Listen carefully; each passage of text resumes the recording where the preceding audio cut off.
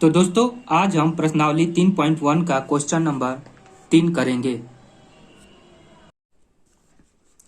प्रश्न 3, निम्न में प्रत्येक के सभी गुणनखंड लिखें।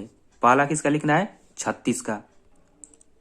तो फिर हम वही करेंगे। एक का पारा कितना बार पढ़े कि 36 आएगा? 36। दो का पारा में 18 बार में। तीन का पारा में 36 कितने बार आएगा? तो 12 बार में। चार के पारा में 36 कितने बार में आएगा? 9 बार में। 5 से तो 36 आएगा नहीं, तो 6 का पारा कितना बार पढ़े? तो 6 बार। तो क्या लिखेंगे? 36 के सभी गुणनखंड 1, 2, 3, 4, 6, 9, 12, 18 और 36। फिर दूसरा है 45 के गुणनखंड। तो क्या होगा? एक का पारा कितना बार पढ़े? 45 आएगा 45 बार। तीन के पारा में 15 बार। 5 के पारा में 9 बार। तो 45 का सभी गुणनखंड क्या हो गए? 1, 3, 5, 9, 15 और 45। फिर है 78। तो एक का पारा 78 बार, दो में 39 बार में, तीन के पारा से 26 बार में, 6 के पारा से 13 बार में। तो इसका गुणनखंड क्या हो जाएगा? 1, 2, 3, 6, 13, 26, 39 और 78। चौथा है 125। तो एक के पारा में 125 बार में, 5 के पारा में 125 कितने बार में आएगा? तो 25 बार में। तो इसके गुणनखंड क्या हो गए? 1, 5, 25 और 125। वैसे ही 144 का। तो एक के पारा 144 बार में, दो का पारा 72 बार में, तीन के पारा 48 बार में, चार का पारा 36 बार में, 6 का पारा पढ़ेंगे तो 24 बार में, 8 का पहाड़ा 18 बार पढ़ेंगे तो 144 आएगा, 9 का पहाड़ा 16 बार में, और 12 का पहाड़ा कितना बार पढ़े तो 144 आएगा? 12 बार में। तो 144 के सभी गुणनखंड क्या हो गए? 1, 2, 3, 4, 6, 8, 9, 12, 16, 18, 24, 36, 48, 72 और 144। प्रश्न 4, 14 के गुणज लिखे। तो दोस्तों गुणज का मतलब क्या हुआ कि हमें क्या लिखना है? 14 का टेबल लिखना है। तो 14, 14 दूनी 28, 14 तिया 42, 14 चौके 56, 14 5 17, ऐसे ही हम लोग बढ़ाते जाएंगे। फिर प्रश्न 5 बोल रहा है 18 के गुणज लिखे।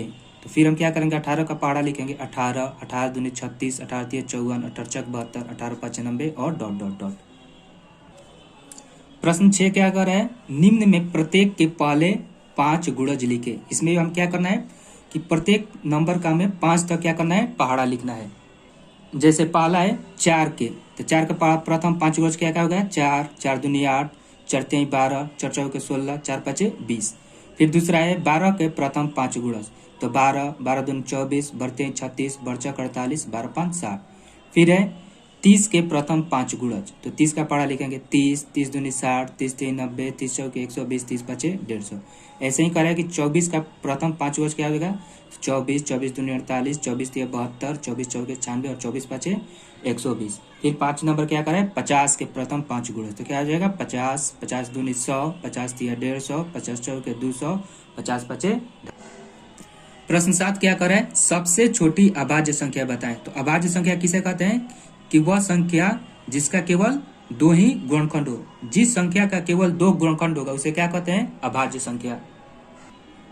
तो सबसे छोटी अभाज्य संख्या कौन सी है? 2 जो है वो सबसे छोटी अभाज्य संख्या है। प्रश्न 8, सम अभाज्य संख्या बताएं।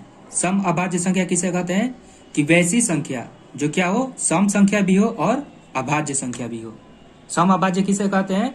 वैसी संख्या जो सम संख्या भी हो और अभाज्य संख्या भी हो। तो सम अभाज्य संख्या कौन सी है? 2 ही एक ऐसा नंबर है जो सम संख्या भी है और अभाज्य संख्या भी है। तो इसका उत्तर क्या होगा? 2। प्रश्न 9 क्या कर रहा है? 3 अभाज्य युग्म का उदाहरण दे। तो अभाज्य युग्म किसे कहते हैं?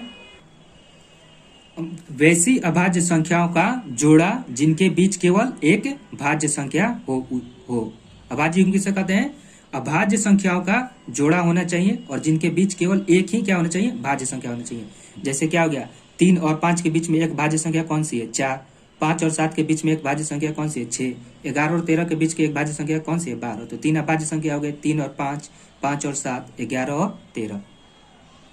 प्रश्न 10 क्या कर रहा है? निम्न में कौन कौन सी अभाज्य संख्या? अभाज्य संख्या किसे कहते हैं? जिस संख्या का भी गुणनखंड केवल 2 है उसे क्या कहते हैं? अभाज्य संख्या। मतलब जो संख्या केवल 2 ही नंबर से कटे, एक और अपने आप से, उसे क्या कहते हैं? अभाज्य संख्या। तो पहला किसका है? 23। तो 23 के पहले हम इसका क्या करेंगे, गुणनखंड निकालेंगे। कैसे कि 1 का पहाड़ा कितना बार पढ़े कि 23 आएगा, तो 23 बार में, और ये कोई पहाड़ा से तो जाएगा नहीं, तो इसलिए इसको क्या लिखेंगे, इसके सभी गुणनखंड कौन कौन हो गए, 1 और 23, जो कितनी संख्याएं बता रहा है, 2, इसलिए ये कौन सी संख्या है, अभाज्य संख्या।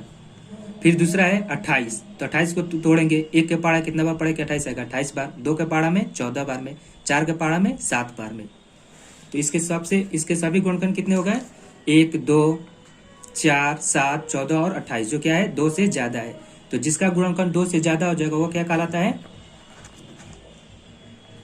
भाज्य संख्या। फिर तीसरा है 42, तो 42 कैसे तोड़ेंगे, 1 का पहाड़ा 42 बार में, 2 का पहाड़ा से 21 बार में, 3 के पहाड़ा से 14 बार में और 6 के पहाड़ा से 7 बार में। फिर इसका सभी गुणनखंड क्या क्या हो गए, 1, 2, 3, 6, 7, 14, 21 और 42, जो क्या है, 2 से ज्यादा है, इसलिए भी संख्या क्या है, भाज्य संख्या है, अभाज्य नहीं है। फिर चौथा है 9 का, तो 1 के पहाड़ा से 9 बार में, 3 के पहाड़ा से 3 बार में, तो इसके सभी गुणनखंड कौन कौन हो गए, 1, 3 और 9, ये भी क्या है, 2 से ज्यादा, इसलिए ये भी संख्या भाज्य संख्या है, अभाज्य संख्या नहीं है। फिर पांचवा है 31, तो इसके गुणनखंड कौन कौन हो गए, 1 से जाएगा 31 बार में, इसके सभी गुणनखंड हो गए 1 और 31, जो कितने हैं, केवल 2 ही है, इसलिए यह संख्या क्या है, अभाज्य संख्या है। अगला क्वेश्चन है, सबसे छोटी संयुक्त संख्या बताएं। संयुक्त संख्या की हम लोग क्या कहते हैं, भाज्य संख्या, और भाज्य संख्या किसे कहते हैं, जिसका 2 से ज्यादा गुणनखंड हो। तो सबसे छोटी संयुक्त संख्या कौन, 4 जो है वो क्या है, सबसे छोटी संयुक्त संख्या है, ठीक है, क्योंकि इसका गुणनखंड कितना होगा, 2 से ज्यादा होगा। कौन कौन होगा, 1 होगा, 2 होगा और 4 होगा, जो कितना हो जा रहा है, टोटल 3, इसलिए सबसे छोटी संयुक्त संख्या कौन है, 4। प्रश्न 12 क्या कह रहा है, 100 से कम 5 क्रमागत मतलब लगातार संयुक्त संख्याएं लिखिए जिनके बीच कोई अभाज्य संख्या नहीं है। हमें क्या लिखना है, 100 से कम 5 ऐसी लगातार संख्या लिखना है जो क्या है, संयुक्त संख्याएं हो। तो 100 से लगातार क्रमागत संयुक्त संख्या कौन सी है, 48, 49, 50, 51 और 52, ये सभी क्या है, क्रमागत संयुक्त संख्या है। प्रश्न 13 कह रहा है, किसी संख्या के इकाई स्थान पर 5 है, यदि वह संख्या 150 और 200 के बीच हो तो वह संयुक्त होगी अथवा अभाज्य। तो हमें सबसे पहले क्या करना है, 150 और 200 के बीच की वे संख्या को लिखना है क्या, जिसका इकाई अंक क्या होता है, 5 होता है। तो कौन कौन सी है, तो 155, 165, 175, 195 और 185 और 195, यही 5 संख्याएं हैं जो क्या है, 150 और 200 के बीच है तथा जिसका इकाई अंक क्या है, 5 है। तो आप क्या करेंगे, ये सभी संख्याएं जो है एक और अपने आप के अलावे 5 से भी पूरी तरह विभाजित हो रही है, मतलब ये जितनी भी संख्या है वो 1 से भी कट रहा है, अपने आप से भी कट रहा है, मतलब जो दी गई संख्या है, और उसके अलावा एक और संख्या 5 से भी कट रहा है। तो इसलिए ये सभी संख्याएं क्या होगी, संयुक्त संख्या होगी। क्यों होगी, क्योंकि इनका गुणनखंड 2 से अधिक हो जा रहा है, इसलिए ये सभी संख्याएं संयुक्त संख्या होगी। तो दोस्तों आज हम प्रश्न 13 तक ही करते हैं, बाकी के प्रश्न हम अगले पार्ट में करेंगे। जय हिंद।